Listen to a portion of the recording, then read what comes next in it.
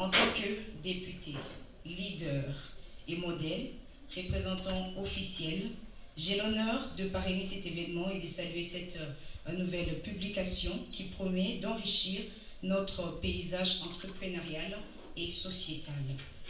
Dans un monde en constante évolution où l'innovation des femmes et des jeunes prend de l'ampleur, il est plus que jamais crucial de disposer des sources fiables et de qualité pour se construire de modèles et des références dans différents domaines de la vie.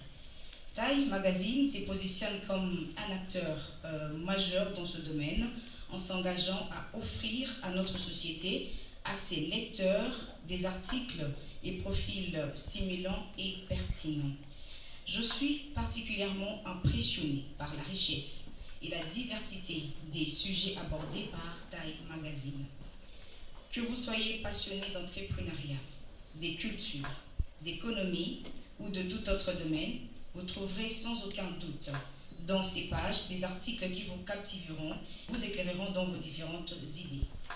Time Magazine est plus qu'un simple magazine, c'est un atout pour notre société. Un numéro au fait qui est cette fois-ci en français et en anglais à deux versions. En anglais et en français parce que l'audience nous avait fait savoir qu'il est quand même important qu'on fasse la version anglaise aussi pour ne pas limiter. Ce qui sort de l'ordinaire, c'est des parcours inspirants et des profils des femmes qui y sont parce que on voit toutes ces femmes travailler, monter, descendre. On les voit aujourd'hui réussir, mais on ne sait pas dans les coulisses ce qu'elles font pour devenir ce qu'elles sont aujourd'hui. On ne sait pas comment elles ont commencé avec beaucoup de difficultés, de doutes. Chose très importante à soulever aujourd'hui parce que nous, la jeunesse, surtout les jeunes filles, de par la culture, de par la manière dont on a été élevés, il y a plusieurs, on nous a montré plusieurs interdits, plusieurs choses en fait, qui se prennent comme blocage, qui freinent. Et tout ce qui est particulier dans ce numéro, c'est que les parcours et les profils de ces femmes, la plupart d'entre elles, c'est qu'elles ont bravé tout ce qui est culture, tout ce qui est découragement, tout ce qui est barrière. Elles ont en tout cas frôlé tout cela. Et dans toutes les histoires de ces femmes, il n'y a pas ce qui est vraiment moindre. Hein.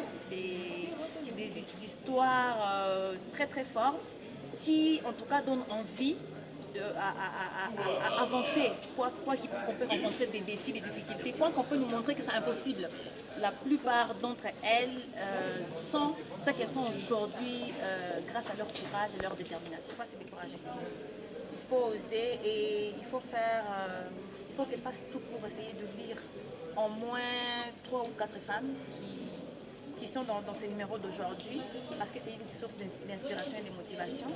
Vous savez, chaque fois quand on commence, et d'ailleurs dans toutes ces histoires ici, chaque fois quand on veut commencer, il y a toujours des doutes. On a toujours envie de reculer parce qu'on ne sait pas normalement, chaque entrepreneur ne sait pas normalement où il va. Et même le business plan et le business model ne tracent pas exactement ce qui va se passer. Parce que quand on parle, ou bien quand on écrit son plan d'affaires, c'est une autre chose. Mais quand on entre sur le terrain pour chercher le client, pour chercher des partenaires, pour chercher des consommateurs de nos services et nos produits, c'est autre chose. C'est-à-dire, ce que je leur dis ce soir, c'est de ne pas se décourager. C'est de très bien identifier en quoi est-ce qu'elles sont très fortes, en quoi est-ce qu'elles sont passionnées et de foncer quoi qu'il en soit.